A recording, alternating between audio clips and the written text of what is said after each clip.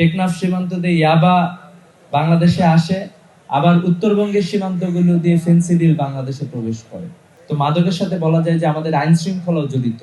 এজন্য আমরা সরকারকে বলতে চাই যে আপনাদের পক্ষ থেকে আপনারা যুগান্তকারী পদক্ষেপ নিন, আমাদের তরুণকে বাঁচার সুযোগ দিন। অধিকাংশ ক্ষেত্রে দেখা যায় যে সরকারি ছত্রছায়ায় মাদকের কারবার গড়ে ওঠে।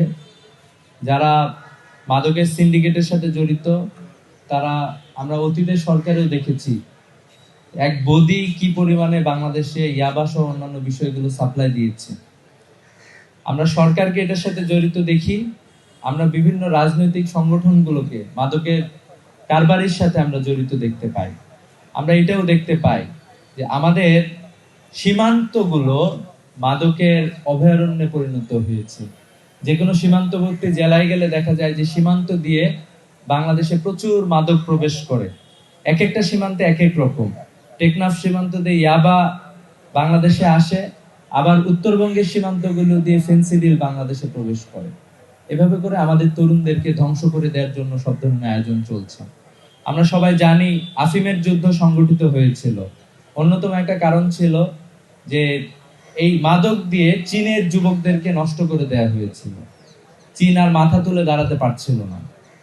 তো এই জায়গা থেকে আমি বিশ্বাস করি যে ইসলামী ছাত্র শিবিরের যারা জনশক্তি আছে তারা মাদকের ব্যাপারে সচেতন। আমরা নিজেরা মাদক গ্রহণ করি না, অন্যদেরকেও যাতে করে মাদক থেকে বিরত থাকে এই জন্য উৎসাহিত করি।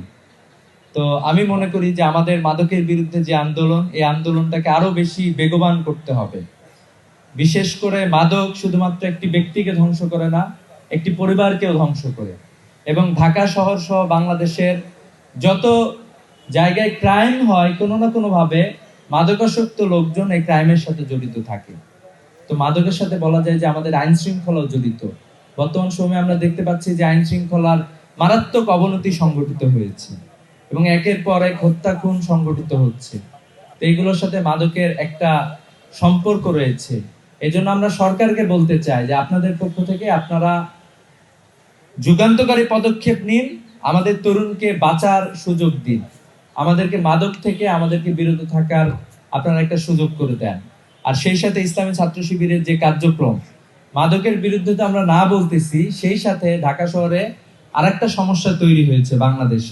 বাংলাদেশের 60% তরুণের তারা হচ্ছে ফিজিক্যাল অ্যাক্টিভিটিসের সাথে তারা জড়িত না, কোনো ধরনের তারা ব্যায়াম করে না। এটা বিভিন্ন জরিপে উঠে এসেছে। তার মানে আমাদের সুস্থ সবল তরুণ গঠন হচ্ছে না, তরুণ প্রজন্ম গঠন হচ্ছে না। তো এই জন্য আমি বিশ্বাস করি যে ইসলামী ছাত্র শিবিরের এই যে অগ্রযাত্রা, ফিজিক্যাল ফিটনেস, এই সকল বিষয়গুলো অব্যাহত থাকবে ইনশাআল্লাহ।